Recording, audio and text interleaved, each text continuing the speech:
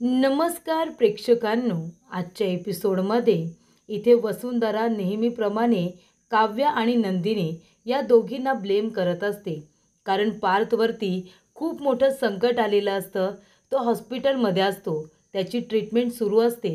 पण वसुंधराचं म्हणणं आहे की हे सगळं ह्या काव्यामुळे झाले. काव्या त्या लायब्ररीमध्ये गेली तिला वाचवायला. पार्थ इथे गेला आणि पार्थवरती एवढं मोठं संकट आलं. ह्या काव्याने स्वतःचा जीव मात्र वाचवला आणि आपल्या पार्थला त्या आगीमध्ये ढकलून दिलं. हिच्यामुळे आज आपला पार्थ मरणाच्या दारामध्ये उभा आहे, असं इकडे वसुंधराचं म्हणणं असतं. तेव्हा प्रेक्षकांनो, इथे आता काव्या मात्र गप्पच असते. तेव्हा नंदिनी म्हणत असते, एक मिनिट आत्या, तुम्ही विनाकारण काव्याला ब्लेम करू नका. पार्थ इथे काव्याचा जीव वाचवायला गेले होते. काव्याने काही मुद्दामून केलेलं नाही आहे. तेव्हा इथे वसुंधरा म्हणते, अगं तुम्ही काही मुद्दामून करतच नाही गं. तुमच्या हातून तर सगळ्या गोष्टी चुकूनच होतात, नाही का? तुमचा बापसुद्धा तसाच होता आणि तुम्ही त्याच्या मुली, तुम्हीसुद्धा त्याच्यासारख्याच वागताय. तेव्हा नंदिनी म्हणते, एक मिनिट आत्या, तुम्ही आमच्या वडिलांना या सगळ्यामध्ये घेऊ नका. तुम्हाला जे बोलायचं आहे ते आम्हाला बोला. आणि यापुढे जर तुम्ही चुकूनसुद्धा काव्याला किंवा माझ्या वडिलांना काही चुकीचं म्हणालात ना, तर नंदिनी गप्प बसणार नाही. मग मी आणि काव्या आम्ही दोघीही जणी गप्प बसणार नाही, मी आत्ताच सांगते. तेव्हा इकडे विक्रम काका म्हणतात, बरोबर बोलतेस तू नंदिनी. तू बोल नंदिनी. हिला खरं तर बोलायचीच गरज आहे. वेळ काळ काही कळत नाही तिला. जसं इथे पार्थ हॉस्पिटलमध्ये आहे, आपल्याला सगळ्यांना टेन्शन आलं आहे, तसं काव्याला सुद्धा आलं आहे. आणि तुम्ही विनाकारण काव्याला ब्लेम का करताय? आणि हे बघ मानिनी, तू सुद्धा एक गोष्ट लक्षात ठेवा, विनाकारण तू सुद्धा काव्याला वाटेल तसं बोलू नकोस. तिला काही बोललेलं मी सहन करणार नाही. मी अजिबात ऐकून घेणार नाही. अगं आता आपल्या पार्थबरोबर जे काही घडलं त्याच्यात काव्याची काय चूक आहे? आता तू मला सांग, तू जर एखाद्या आगीमध्ये अडकली असतीस तर मी तुझा जीव वाचवायला येईनच ना, की मी बघत उभा राहीन? तुला वाचवताना मला काय होईल या भीतीने मी बाहेरच उभं राहायला हवं होतं का? तुला वाचवायला मी आतमध्ये आलोच असतो ना. तसं पार्थने काव्यासाठी केलं. पार्थ काव्याचा नवरा आहे आणि तिला वाचवण्यासाठी त्याने जे काही केलं ते अगदी योग्यच होतं. आता त्याच्यावरती संकट आलं हे चुकीचंच आहे. पण म्हणून तू त्या सगळ्याचा आरोप काव्याला देऊ नकोस, काव्याला ब्लेम करू नकोस, कळलं का? आपल्या आईने जे काही केलं होतं ना, ते तू सुद्धा आता तुझ्या सुनांबरोबर करू नकोस. आई जसं तुझ्याबरोबर वागली तसं तू आता तुझ्या सुनांबरोबर वागणार आहेस का? म्हणजे जीवावरती संकट आलं तेव्हा तू नंदिनीला ब्लेम केलंस आणि आता पार्थवरती संकट आले तेव्हा तू काव्याला ब्लेम करतेस. हे चुकीचं नाही आहे का? सांग बरं तू मला. तेव्हा प्रेक्षकांनो, इथे आता पार्थवरती ट्रीटमेंट सुरू असते. पण हळूहळू तब्येत इथे पार्थची खालावत असते आणि पार्थ आता पूर्णपणे कोमात गेलेला असतो. पार्थची तब्येत खूपच जास्त बिघडलेली असते. त्यामुळे प्रेक्षकांनो, इथे हा सुद्धा आता मोठा धक्का देशमुखांना मिळणार असतो. त्यानंतर प्रेक्षकांनो, इथे आता काव्याई त्यांनी म्हणत असते, काका आणि नंदिनीताई, तुम्ही दोघे जण माझी बाजू घेऊन मानिनी काकूंना समजावताय. पण कसं आहे ना, मानिनी काकू माझ्याबद्दल जो काही विचार करतायत तो सगळा चुकीचाच आहे असं मी म्हणत नाही. तुम्ही दोघे जण माझी बाजू घेताय, माझ्या बाजूने बोलताय. पण मानिनी काकू आता जे काही बोलतायत, जे काही वागतायत, त्या फक्त आणि फक्त एक आई म्हणून विचार करतायत. कारण त्यांना पारची काळजी आहे, म्हणून त्यांना माझा राग येतोय. आणि जे काही घडलं ते कुठेतरी माझ्यामुळेच घडले, हे सुद्धा खरं आहेच ना. पण मानिनी काकू, मी खरंच सांगते, अगदी शपथ घेऊन सांगते, माझ्या हातामध्ये जर असतं ना, तर मी पार्थला काही होऊ दिलं नसतं. मी पार्थला त्या आगीमध्ये खरं सांगते जाऊच दिलं नसतं. मी स्वतः त्यांना तिथून बाहेर काढलं असतं. पण खरंच माझ्या हातामध्ये काही नव्हतं. तरीसुद्धा जे काही घडलं ते माझ्यामुळे घडलं असं तुम्हाला वाटत असेल तर मी तुमच्यासमोर हात जोडते आणि मी तुमची मनापासून माफी मागते. मी खरंच सांगते, मी मुद्दामून किंवा जाणून बुजून काहीसुद्धा केलेलं नाही आहे. अहो, पार्थला इतक्या मोठ्या संकटात टाकण्याचा मी विचारसुद्धा करू शकत नाही आहे. मी खरंच सांगते मानिनी काकू, प्लीज तुम्ही मला समजून घ्या. त्यानंतर प्रेक्षकांनो, इथे विक्रम काका म्हणतात, मानिनी, अगं जी चूक आईने केली ती चूक तू प्लीज करू नकोस. प्लीज काव्याला दोष देऊ नकोस. तेव्हा प्रेक्षकांनो, इथे आता मानिनी म्हणत असते, तुमच्या आईने जे काही केलं ते केल्यानंतर सुद्धा मी गप्प बसले होते का? सांगा ना. तुमच्या आईने देव पाण्यात ठेवले, सगळं काही केलं तुमच्यासाठी, पण मी काय केलं ते तुम्ही विसरलात? तुम्ही पहिल्यांदाच तुमच्या कन्स्ट्रक्शनचं काम सुरू केलं आणि खाली इथे वीटभट्टी लागली होती. तुमचा पाय सटकला विटेवरून आणि तुम्ही वीटभट्टीवरती खाली पडलात. तेव्हा तुम्ही डायरेक्ट असेच हॉस्पिटलमध्ये गेला होतात, अगदी कोमामध्ये गेला होतात. तेव्हा मी काय केलं होतं? मी हातावरती जळका इथे कापूर ठेवला होता आणि मंदिराच्या भोवती 108 प्रदक्षिणा घातल्या होत्या की नाही? सांगा बरं तुम्ही. या नंदिनीने जीवासाठी काय नाही केलं? मी तिला दोष दिला, पण तिचे पाय रक्तबंबाळ असताना देखील तिने इथे वटपौर्णिमा साजरी केली. तिने वडाच्या झाडाला फेऱ्या घातल्या. तिला चालवत नव्हतं तरीसुद्धा हे तिने जीवासाठी केलं. आता तुम्ही या रम्यालाच बघा ना. रम्याचा पार्थबरोबर काय संबंध आहे? ना आता त्यांच्यात मैत्रीचं नातं आहे, ना प्रेमाचं नातं आहे, ना त्यांचं नवरा बायकोचं नातं आहे. तरीसुद्धा इथे रम्या फक्त पाण्यावरती आहे. तिने काही खाल्ले पिलेलं नाही आहे. आता तुम्ही मला सांगा, एवढं सगळं करत असताना ही काव्या पार्थसाठी काय करते? ही पार्थला बरं वाटावं म्हणून काय करते का? नाही करणार ती. तिला तेच जमणारच नाही आहे. सांगा ना, मंदिराच्या भोवती 108 प्रदक्षिणा ती घालेल का? हातावरती जळका कापूर ठेवेल का ती? आहे तिच्यामध्ये एवढी हिंमत? अहो, ती काय जळका कापूर ठेवेल? जळका निकारा ठेवायची हिंमत तरी आहे का तिच्यामध्ये? ती स्वतःच एक जळका निकारा आहे, असं इथे मानिनी काव्याला म्हणते. मानिनीला खूप राग आलेला असतो. ती म्हणते, तू माझ्या मुलापासून आहे ना लांबच राहायचं, कळलं का? तू त्याला बरं वाटावं म्हणून काहीच करू शकणार नाही आहेस. तुझ्याकडून ती मी अपेक्षासुद्धा करत नाही. त्यानंतर इकडे काव्याला तर खूप मोठा धक्का बसलेला असतो की ते मानिनी काकू तिच्याबद्दल काय विचार करतात ते ऐकून. तेव्हा नंदिनी म्हणते, आई प्लीज प्लीज तुम्ही आता शांत व्हा ना. मी काय म्हणते, आपण आता हॉस्पिटलला जाऊया ना. आणि हे बघा आई, जे काही घडलं आहे त्याच्यामध्ये खरंच सांगते काव्याची काही चूक नाही आहे हो. तुम्ही कशाला उगाच तिच्यावरती एवढे मोठे मोठे आरोप करताय? तेव्हा प्रेक्षकांनो, इथे आता मानिनी म्हणत असते, नंदिनी तुझं हे बहिणींचं प्रेम आहे ना, ते तुझ्या जवळच ठेव. मला काहीसुद्धा आता ऐकून घ्यायचं नाही आहे. त्यानंतर प्रेक्षकांनो, इकडे हॉस्पिटलमधून आता जीवाचा फोन आलेला असतो. तेव्हा जीवा फोनवरती रडत असतो. तेव्हा नंदिनी म्हणते, आई जीवांचा फोन आहे. तेव्हा मानिनी म्हणते, फोन स्पीकरवरती टाक. तेव्हा फोन स्पीकरवरती असल्यामुळे जीवाच्या रडण्याचा आवाज आता त्यांनासुद्धा ऐकू येतो. तेव्हा प्रेक्षकांनो, नंदिनी म्हणते, जीवा काय झाले, तुम्ही रडताय का? तेव्हा जीवा म्हणत असतो, नंदिनी अगं पार्थदादा कोमात गेलाय. असं म्हणाल्यानंतर इथे मानिनी म्हणते, काय पार्थ कोमात गेला? त्यानंतर आता सगळ्यांनाच खूप मोठा धक्का हा बसलेला असतो. तेव्हा प्रेक्षकांनो, मानिनी म्हणते, बघितलंस माझ्या पार्थची काय अवस्था झाली आहे? तुझ्यामुळे झाले हे सगळं. आणि इथे मानिनीला आता चक्कर आलेली असते. ती चक्कर येऊन आता खाली कोसळते. तेव्हा सगळेजण तिला उठवण्याचा प्रयत्न करत असतात.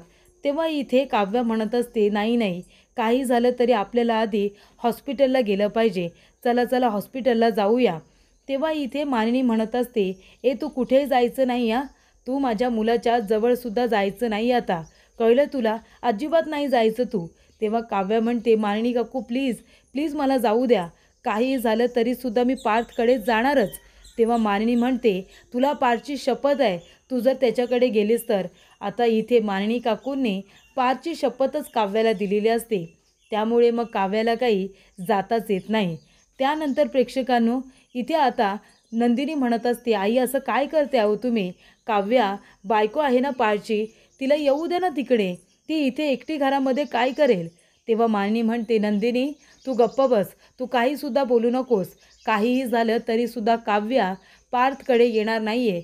ती आता मला पार्थच्या आजूबाजूला सुद्धा नको आहे. तेव्हा नंदिनी म्हणते, आई तुम्ही असं का करताय? का तुम्ही अशा वागताय? काव्याला येऊ द्या. तेव्हा वसू म्हणते, हे बघा तुम्ही सगळेजण या. आता बोलण्यात वेळ वाया घालवू नका. नेमकं पार्थबरोबर तिथे काय घडलं आहे ते आपल्याला कळायला नको का? मी गाडी काढते, तुम्ही सगळेजण या. तेव्हा इथे आता नंदिनी थांबते. काव्या म्हणते, नंदिनीताई काय झालं? तू का थांबलीस? तेव्हा नंदिनी म्हणते, वेडे तुझ्यासाठी थांबले मी इथे. अगं सगळेजण हॉस्पिटलला जातील आणि तुलाच पार्थकडे येता येत नाही आहे. तुला पार्थची किती काळजी वाटते हे कळतंय ना मला.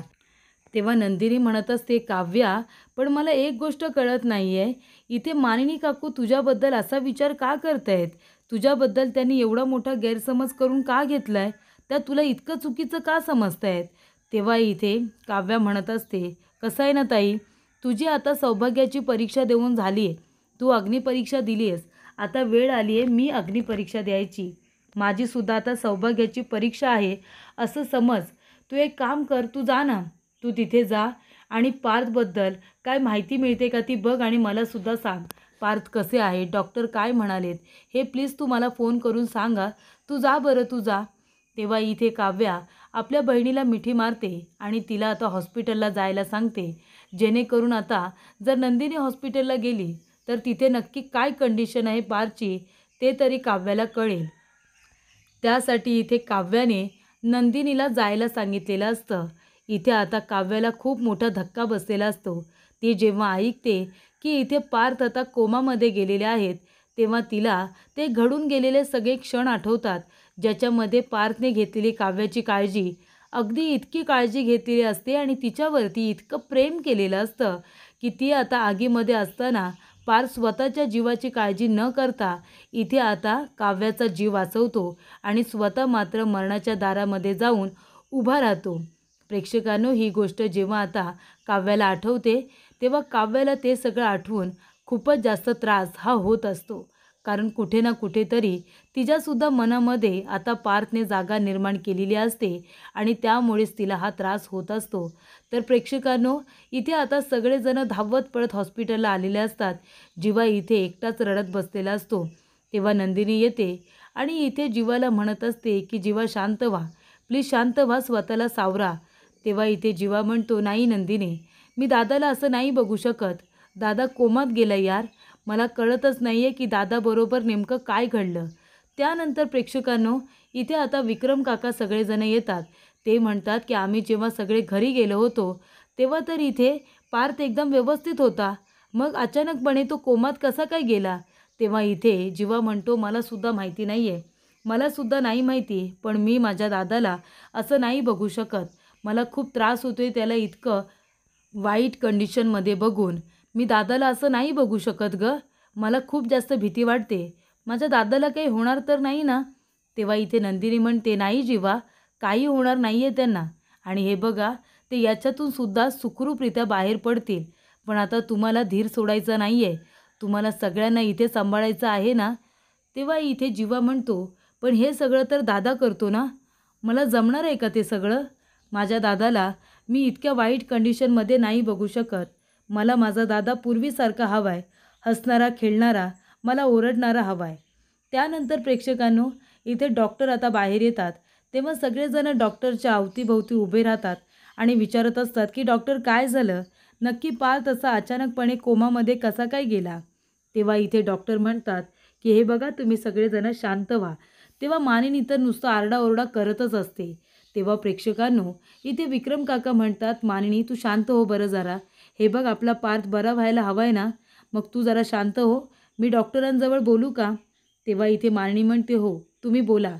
तेव्हा इथे विक्रम काका म्हणतात की डॉक्टर, अचानक काय घडलं? मगाशी आम्ही जेव्हा सगळे जरा घरी गेलो तेव्हा तर पार्थ एकदम व्यवस्थित होता. मग अचानकपणे तो कोमात कसा काय गेला? तेव्हा इथे डॉक्टर म्हणत असतात, हे बघा, आम्ही इथे कुठली तरी स्ट्रॉंग ॲक्शन घेण्याच्या आधीच ते कोमात गेले.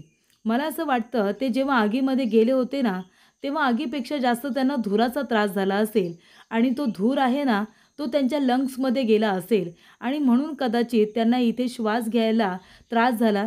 त्यांच्या इथे मेंदूला ऑक्सिजन व्यवस्थित जात नाही आहे. ऑक्सिजन लेवल त्यांच्यामधली कमी झालेली आहे आणि म्हणूनच कदाचित आम्ही कुठली तरी स्ट्रॉंग ट्रीटमेंट सुरू करायच्या आधीच त्यांना इथे त्रास झाला आणि ते कोमामध्ये गेले. तेव्हा प्रेक्षकांनो, इथे आता सगळेजण रडारड पुन्हा सुरू करतात. डॉक्टर सांगतात की 24 तासाच्या आत जर ते शुद्धीवरती नाही आले, ते जर कोमातून बाहेर नाही आले, तर मात्र त्यांची कंडिशन अजूनच क्रिटिकल होईल, असं डॉक्टर म्हणत असतात. सगळेजण रडत असताना इथे आता नंदिनीसुद्धा खूप रडत असते. तेव्हा विक्रम काका म्हणतात की काय झालं नंदिनी बाळा, कसला विचार करतेस? तेव्हा नंदिनी म्हणत असते की बाबा, मी काव्याचा विचार करते. बघा ना, इथे खरं तर आता काव्याने असायला हवं होतं, पण ती मुलगी सोडून आपण सगळेजण इथे आहोत. पण आपल्या असण्याला काही फायदा आहे का? जर इथे काव्य असती तर कदाचित तिच्यामुळे पार्थमध्ये थोडा तरी बदल झाला असता, पण इथे आईने तर स्पष्टपणे नकारच दिला. काव्याला सांगितलं की तू इथे यायचं नाही म्हणून. आपण सगळेजण इथे आहोत, पण काव्याची तिकडे एकटीची काय अवस्था होत असेल काय माहिती, असं नंदिनी काकांना म्हणत असते. त्यानंतर प्रेक्षकांनो, इथे आता काव्य बसलेली असते. काव्य बसलेली असताना तिच्या बॅगमध्ये इथे आता पार्थचे कपडे असतात. त्याचं शर्ट, त्याचं ब्लेझर, त्याचं घड्याळ, हे सगळं हॉस्पिटलमध्ये आता तिच्याकडे दिलेलं असतं. कारण हॉस्पिटलमध्ये असताना हॉस्पिटलचे कपडे घातल्यानंतर त्याचे घातलेले कपडे इथे आता काव्याकडे दिलेले असतात. काव्य ते कपडे आपल्या बॅगमध्ये ठेवते. त्यानंतर ती त्याचे कपडे, त्याची हातातली वॉच हे सगळं निरखून बघत असते. तेव्हा गुरुजी जे काही बोललेले असतात ते आता काव्याला आठवतं. जेव्हा ते म्हणतात, काय झालं, घर सोडून निघून आलीस?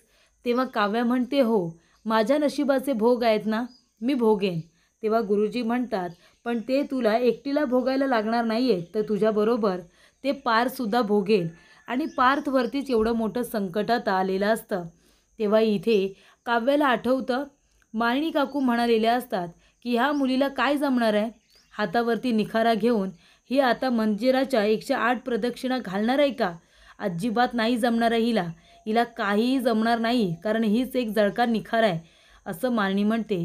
तेव्हा काव्य म्हणते, नाही नाही, मी पार्थला काहीसुद्धा होऊ देणार नाही, काहीच होऊ देणार नाही. काहीही झालं तरीसुद्धा पार्थ यांचा जीव वाचलाच पाहिजे आणि ते सुखरूपरित्या बरे झाले पाहिजे, असं इकडे आता काव्याचं म्हणणं असतं. तेव्हा काव्य लगेचच आता देवीला हात जोडून तिथून निघून जाते. तर प्रेक्षकांनो, इकडे आता विक्रम काका म्हणत असतात, मानिनी, अगं शांत हो ना तू, तू का रडतेस इतकी, का स्वतःला इतका त्रास करून घेतेस, प्लीज नको घेऊस ना स्वतःला इतका त्रास करून. तेव्हा इथे मालिनी म्हणते, माझ्या पार्थला काही होता कामा नये. जर माझ्या पार्थला काही झालं ना, तर मी त्या काव्याला कधीही माफ करणार नाही आहे. तेवढ्यातच वसू येते चहा घेऊन. तेव्हा इथे विक्रम काका म्हणतात, नाही नंदिनी बाळा नको. आणि वरती बघतात तर काय, इथे वसू असते. तेव्हा वसूला आता विक्रम काका म्हणतात, मला चहा नको आहे. तेव्हा वसू म्हणते, अरे विक्रम घे ना, बरं वाटेल तुला. तेव्हा विक्रम काका म्हणतात, एकदा सांगितलं ना मला काही नको आहे म्हणून, मग का देतेस मला चहा? आणि विक्रम काका उठून आता तिथून निघून जातात. तेव्हा इथे वसू म्हणत असते, मानिनी, अगं शांत हो गं मानिनी, कशाला इतकं रडतेस, का इतका स्वतःला त्रास करून घेतेस? हे घे, थोडी कॉफी घे, बरं वाटेल तुला. घे ना, थोडी कॉफी घे, खरंच बरं वाटेल तुला.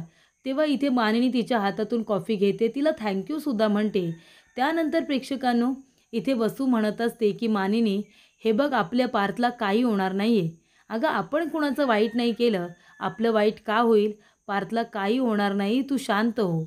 आणि आपण आहोत ना सगळेजणं, आपण सगळेजणं देवाजवळ प्रार्थना करू. आणि माझी रम्या आहे ना, रम्या, ती अगं हात जोडून कधीची देवासमोर उभी राहिली, पार्थला बरं वाटावं म्हणून.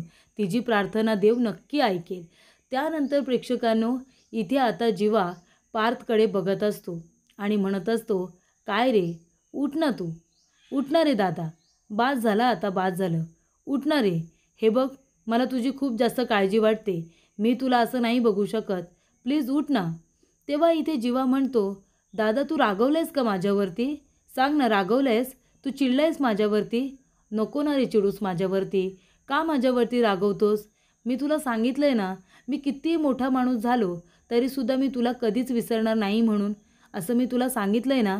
दादा, अरे तुझी गरज आहे मला, तुला माहिती आहे, तू जर माझ्याबरोबर असशील ना तर लोक मला फसवणार नाही रे. मी एकटा असलो ना की लोक मला फसवतात आणि मला फसवून निघून जातात, टिंगल करतात माझी. पण तू जर माझ्याबरोबर असशील तर कुणाची हिंमत नाही होणार ना मला फसवण्याची. तू माझ्याबरोबर असशील ना तर तू मला समजून घेशील. कारण मला कसं रे, माणसं ओळखता नाही येत, मी माणसं ओळखायला चुकतो. लोक मला फसवतात, निघून जातात, माझ्याबरोबर गोड गोड बोलतात, माझ्याशी खोटं बोलतात आणि मला फसवून निघून जातात. पण तू जर असशील ना माझ्याबरोबर तर तुला माणसं ओळखता येतात, तू मला सावरशील ना, तू मला समजून घेशील, तू मला अशा फसवणाऱ्या लोकांपासून प्रोटेक्ट करशील. बरोबर ना दादा? दादा प्लीज ना, उठ ना रे आता. तेव्हा नंदिनी म्हणते, जीवा प्लीज शांत व्हा. तेव्हा जीवा म्हणतो, नाही नंदिनी, दादा असेल ना तर दादा मला सगळ्या लोकांपासून प्रोटेक्ट करेल, तुला नाही माहिती. अगं नाटके करतोय दादा, नाटके करतोय? तुला माहिती आहे आम्ही शाळेमध्ये असताना दोघांनी नाटकामध्ये भाग घेतला होता. तेव्हा दादा आहे ना हिरो झाला होता आणि मी हिरोचा मित्र. पण काही वेळानंतर हिरो मरतो आणि मग त्याचा मित्र आहे ना हिरोकडे बघून रडत असतो. तेव्हासुद्धा काय ॲक्टिंग केली होती गं त्याने. खरोखर मरणाची ॲक्टिंग केली होती आणि मी खरोखर रडलो होतो. तेव्हा दादाला फर्स्ट प्राइज मिळालं होतं. हो ना दादा, नाटके करतोयस तू आता?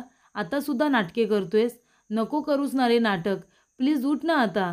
तेव्हा प्रेक्षकांनो इथे जीवा म्हणत असतो, ए दादा तू बोल तुला काय हवंय? काय हवंय तुला तू मला सांग. तुला तुझा भाऊ जे हवंय ते बनवून आले. ए दादा बोल ना. तुला इथे 6 ग्रॅम प्रोटीनची अंडी उकडून आणू का? 6 ग्रॅम प्रोटीन मिळेल तुला. आणू का तुला अंडी उकडून? नाहीतर एक काम करतो, तुला पिठलं भाकरी आवडतं ना? पिठलं भाकरी करू का तुझ्यासाठी? दादा तू बोल फक्त तुला काय हवंय? तेरा ये भाई है ना, तेरे लिए सब कुछ बना के लेकर आएगा. फक्त तू सांग तुला काय खायचं आहे? तुला 6 ग्रॅमवाली अंडी हवी आहेत की तुला इथे चटणी भाकरी हवी आहे की पिठलं भाकरी हवी आहे? तुला जे हवं आहे ना ते मी तुला बनवून आणून देईन. तेव्हा नंदिनी म्हणते, जीवा शांत व्हा, पार्थना बरं वाटेल. तेव्हा जीवा म्हणतो, नंदिनी तू मैत्रीण आहेस ना दादाची? तुमची चांगली मैत्री आहे ना? मग तू बोल ना दादाला. तुझं दादा नक्की ऐकेल. तू तुझ्या इथे भाषेमध्ये त्याला सांग ना उठायला. तो तुझं नक्की ऐकेल. बोल ना नंदिनी. दादाला समजावून सांग ना. तेव्हा प्रेक्षकांनो इकडे आता नंदिनी गप्पच बसते. तेव्हा जीवा म्हणतो, नंदिनी आपण जर एखाद्या माणसाला त्रास दिला तर मग आपल्या माणसांना सुद्धा त्रास होतो का गं? तेव्हा इथे नंदिनी त्याच्याकडे बघतच राहते. तेव्हा जीवा म्हणतो, म्हणजे बघ ना, नकळतपणे का होईना पण तुझं आनंद निवास माझ्यामुळे गेलं ना? मग माझ्यामुळे तुझं आनंद निवास गेलं म्हणून माझ्या दादाला ही शिक्षा मिळाली का? म्हणून माझ्या दादाला त्रास होतोय का हा? तेव्हा इथे नंदिनी आता त्याच्याकडे बघते आणि रडायलाच लागते. त्यानंतर प्रेक्षकांनो पुढील भागामध्ये इथे आता काव्या देवासमोर दिवा लावत असते. सगळीकडे ती दिवे लावत असते आणि तेवढ्यातच जोरात आता हवा यायला सुरुवात होते. कारण इथे पारची तब्येत बिघडत असते. पारची तब्येत खूपच जास्त बिघडलेली असते आणि तेव्हा प्रेक्षकांनो इथे काव्य म्हणत असते, अगं काय गं हे देवी आई, काय करतेस तू हे? पार्थ लवकरात लवकर शुद्धीवरती यावे, ते बरे व्हावे म्हणूनच करते ना मी हे सगळं. आणि तू हे काय करतेस? अगं माझे दिवे का विझवतेस तू? तेव्हा इथे प्रेक्षकांनो आता पारची कंडिशन इतकी क्रिटिकल झालेली असते की अचानकपणे इथे पारचं काहीतरी वाईटच होतं. त्यामुळे प्रेक्षकांनो इथे आता दिवासुद्धा विझलेला असतो आणि हातातला दिवा खाली पडून फुटलेला देखील असतो. आणि जेव्हा इथे पारची वाईट बातमी आता इथे मानिनीला कळते तेव्हा मानिनीला तर पूर्णपणे चक्कर येते. मानिनी खाली कोसळलेली असते आणि इथे रम्यासुद्धा खूप जास्त रडत असते. तेव्हा प्रेक्षकांनो पारच्या बाबतीत काही वाईट तर घडत नाही आहे ना हे काव्याला कळतं आणि काव्य आता शॉकमध्ये जाते.